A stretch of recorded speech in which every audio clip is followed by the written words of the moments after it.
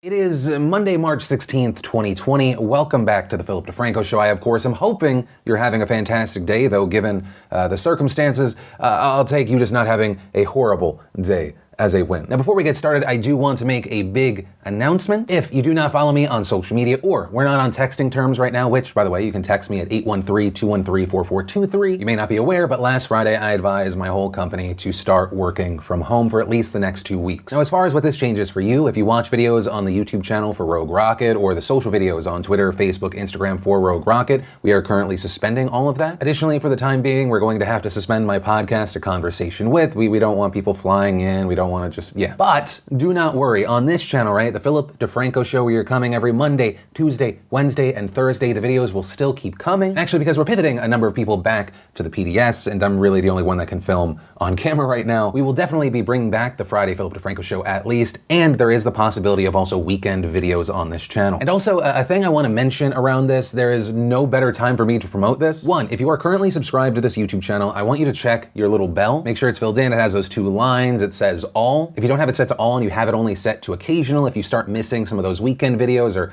just life happens, you happen to miss a few, you might stop just getting notifications in general. And or, more importantly too, if you are in the United States or Canada, please text me at 813-213-4423. It's the one place I know that a social media platform or an algorithm cannot suppress my connection to you. I promise you, I will not send you stupid stuff. I will let you know when the show is out. I'll also send things to the group, but also to people individually. I always try to carve out one-on-one time after the shows go up. But yeah, that's how we're starting today out. That is the big announcement. That said, welcome to the Philip DeFranco Show. Buckle up, hit that like button, and let's just jump into it. And the first thing we're going to talk about today are stories and issues around panic buying and hoarding and price gouging. So while that famous statement, the only thing we have to fear is fear itself, does not fully embrace this current situation, it still hits pretty heavy. And the reason I say that is as the COVID-19 pandemic worsens in many places across the globe, so has public fear surrounding the virus. And this has resulted in alarming and exploitative behavior. Regarding alarmists, we're seeing masses of people panic buying, right? Purchasing unusually large amounts of supplies in anticipation or in the wake of some kind of disaster. And we're seeing images and footage of stores across social media reminiscent of Black Friday rampages, but with a more sinister feel here. Everyone witness to shelves completely cleared. Crowds can be seen flooding aisles and checkout lines. We're also seeing reports that some of these panic buying sprees are resulting in violence. And worries about the well-being of store employees have surfaced as these situations escalate. And around this, we've even seen Britain's leading supermarkets issuing a statement pleading with customers to stop their panic buying. Others have also expressed concerns about high-need populations that can't access supplies that they usually need because of the shortages. And actually, around that, we've seen some supermarket chains saying that they have an hour specifically for older people. They're higher need, they can get some supplies, also try to do it before there's an even larger crowd, which of course you don't want there to be a spread of the virus. Also, to combat panic buying, many chain stores have started limiting the amount of certain items that a customer can purchase. And here's the thing, I don't want to completely villainize people that are panic buying. It is damaging to others, it does need to be reined in,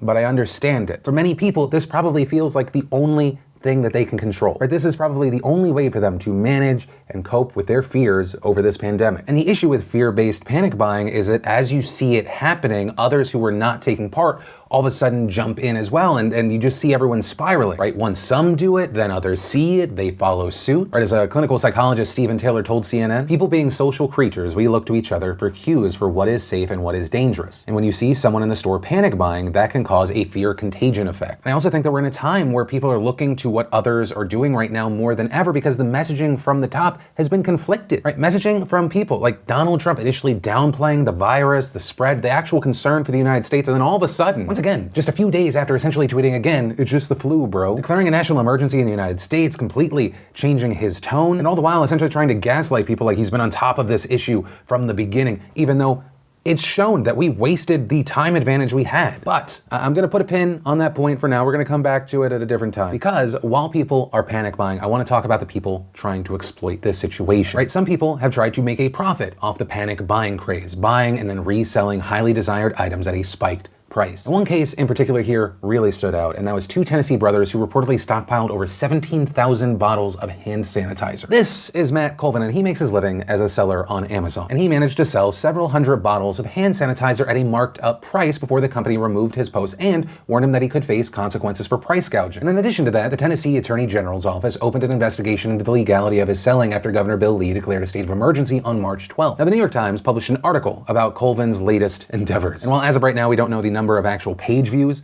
this got, according to some insiders, this may be one of the most viewed articles in New York Times history. And I think in large part it's because for a lot of people it is rage-inducing. Reportedly, he has received an influx of hate and even some threats. Colvin saying that he and his brother Noah were unaware of the extent of the shortages, saying, "I've been buying and selling things for 10 years now. There's been hot product after hot product. But the thing is, there's always another one on the shelf. When we did this trip, I had no idea that these stores wouldn't be able to get replenished. It was never my intention to keep necessary medical supplies out of the hands of people who needed them." This, with the Times reporting that he said this while crying. That's not who I am as a person. Now, I personally do not believe Colvin. Reportedly, he cleared out multiple stores in multiple states. It seems like willful ignorance in the pursuit of profit to me. And then I see this moment, which was circulating online a day before the Times published the report of his tearful apology. Would you say you're sorry? Sorry for purchasing, sorry for buying all of this product.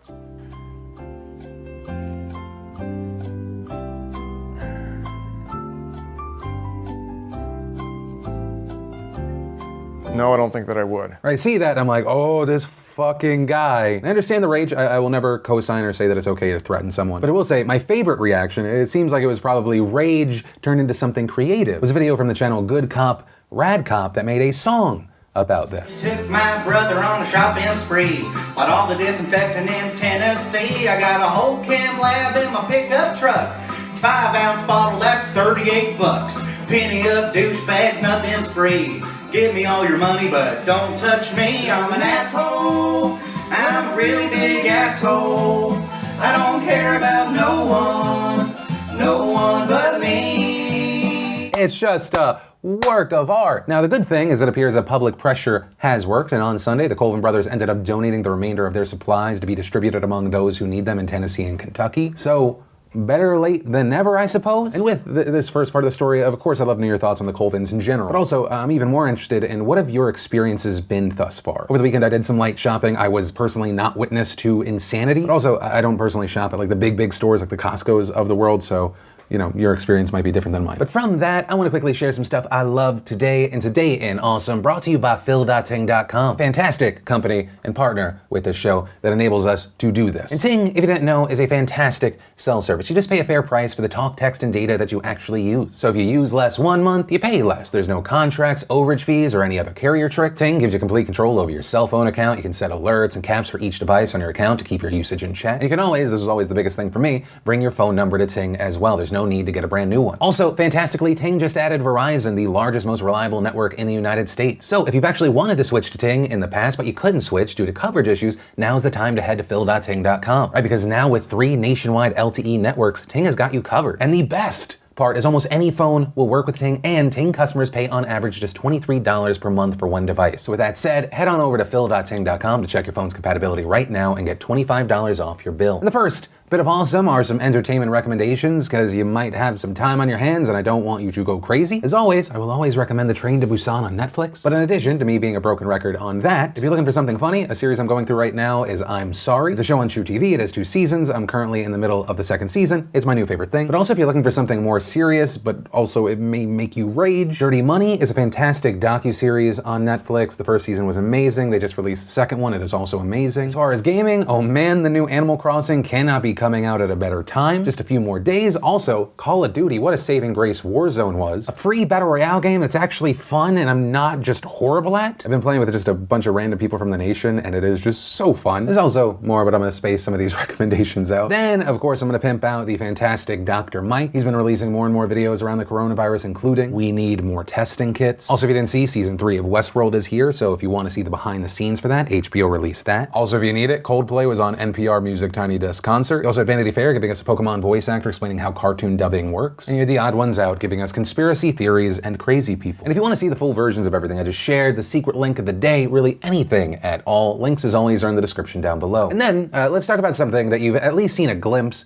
of or heard a little bit of, and that is flattening the curve, what that means and why it's important, right? Because everyone, including people who are not in the vulnerable groups regarding the coronavirus, need to do everything we can to stop the spread of the coronavirus. And that starts with social distancing. Who knew that 34 years of being an anxious introvert would give me an advantage at one point, right? And so this means not going to public places unless you have to, especially not going to crowded spots like bars, clubs, restaurants, and in general, if you are in a space with other people, staying at least 6 feet away from them. Now you or someone you know might go, hey, well, I'm young, I'm healthy, I'm not showing any symptoms, I'm fine. Do I really need to do this too? Yes, and this is something that we've talked about from the beginning. The reason the coronavirus is such a big risk is that a number of people may have the virus and have no symptoms and have no idea that they're spreading it. Unlike some of the scarier things that we've seen in the past when you could only give it to someone when you were showing symptoms, this is a different beast, right? It's called asymptomatic transmission. So while you may get coronavirus, show no symptoms, right? It doesn't kill you, it doesn't even hurt you. You may still accidentally give it to your parents, your grandparents, your friend who then transmits it to their parents or their grandparents. Or regardless of age, accidentally give it to someone who is immunocompromised, right? Someone who might have a pre-existing condition that weakens their immune system, that impacts their lungs, beyond maybe,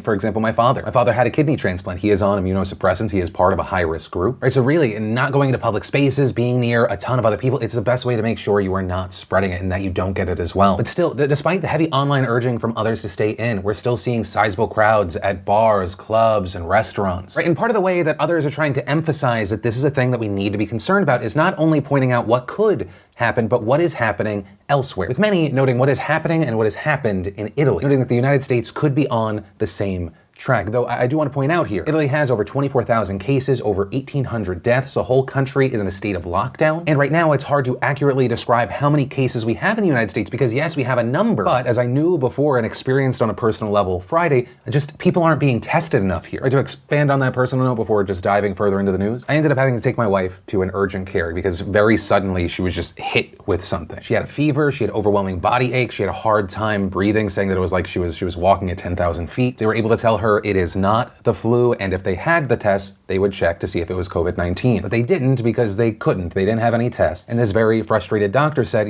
some ERs, they do have the test, but I would also highly recommend you don't because you're 30, otherwise relatively healthy. Right? It creates a situation where you might give it to someone, or if you don't have it, you might get it there. So know that even though we are seeing the number of cases increase, what the real number is, we really don't know. Now, I do want to note, after a really rough 36 hours, my wife, Lindsay, is doing much, much better. Right? But the main thing I'm trying to get across there is because of the situation we have here, we don't know how widespread it actually is yet. Now, in my opinion, a good thing that we've seen a number of celebrities speaking out, urging others to stay home. You had people like actor Kumail Nanjiani, who shared videos of tourists still being out and about in Italy not long ago. Adding these tweets are from Italy 2 weeks ago. 10 days later, the entire country was in lockdown. We are on the exact same path. We can learn from Italy's mistake. Which actually, on the note of a 10-day difference, there's a YouTube channel called A Thing By, and they released a video yesterday called Quarantined Italians Record Messages to Themselves from 10 Days Ago During Coronavirus Pandemic. And the general gist of those messages is, hey, you need to take this serious because it's more than what you expect right now. But that said, back to Kumail. If you don't know, this is something very important to him personally. Kumail's wife, Emily, is immunocompromised because of a rare illness that she has, which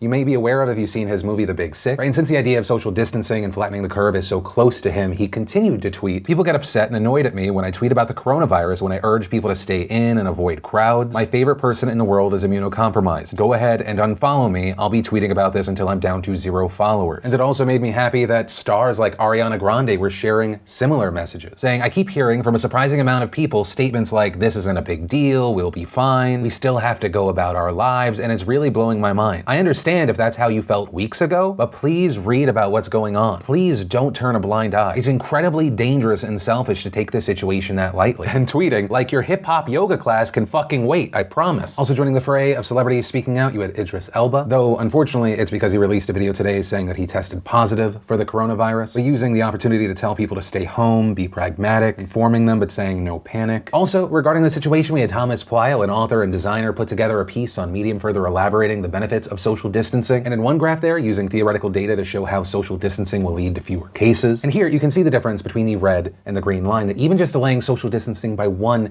day, that could result in a 40% increase in cases. And then you see that black line, that's no social distancing at all. The cases just skyrocket. Another graph shows the 1918 flu pandemic and how Philadelphia and St. Louis responded, noting that Philadelphia, which is a way higher peak, allowed public gatherings, while St. Louis, which trails much lower on that dotted line, encouraged social distancing. Right, and you have health officials explaining that the best practice to slow this spread is social distancing, but that, quote, without any measures to slow it down, COVID-19 will continue to spread exponentially for months. And understand, with everything that we're talking about, everything we're sharing, the cause here is to not spread fear or panic, but rather to inform, hoping that we have a more informed public that know the potential consequences if nothing is done, and maybe we can get the spread of information that is beneficial. If there's anything that needs to be spread like wildfire right now, it is that. Now that said, in the United States, we're seeing a number of places take matters into their own hands, right? Public schools in New York City and Los Angeles, the two largest school districts in the country, are closing, and so are many others now. Also, bars and restaurants have been ordered to close in several states, including California, Ohio, Washington, Massachusetts, New York, and many more, though some states made exception for takeaway orders, with Mike DeWine, the governor of Ohio, saying in a statement, "What we can't have is people congregating and seated. Every day we delay, more people will die. If we do not act and get some distance between people, our healthcare system in Ohio will not hold up. The loss won't only be those impacted by COVID-19, but the danger is also to everyone else who needs hospital care for other issues." And really, as the day goes on, we're likely to see more cities, more states mandate these kinds of closures. And ultimately, where I want to end this part